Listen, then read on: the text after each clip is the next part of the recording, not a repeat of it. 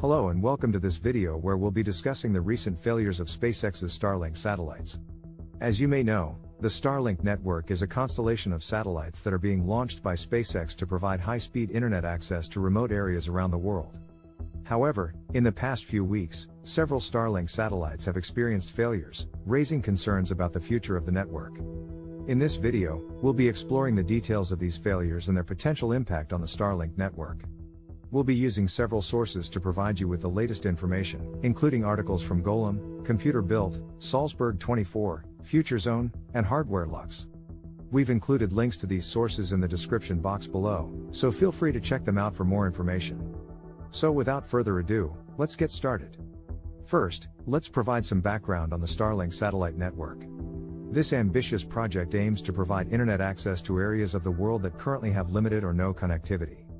SpaceX has been launching Starlink satellites into orbit since 2019, and currently has over 1,000 of them in operation. The goal is to have tens of thousands of these satellites in orbit to create a global internet network.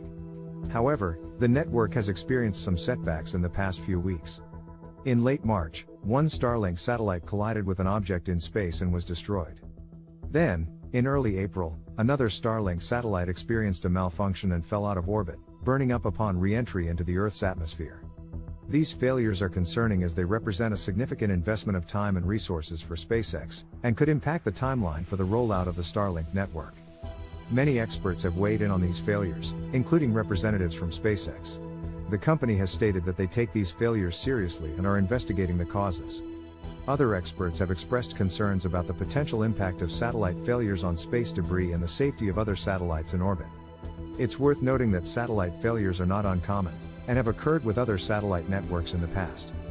However, as the number of satellites in orbit continues to grow, the potential impact of these failures increases. It's important for companies like SpaceX to ensure that their satellites are designed to be as resilient as possible, and to have contingency plans in place in case of failures.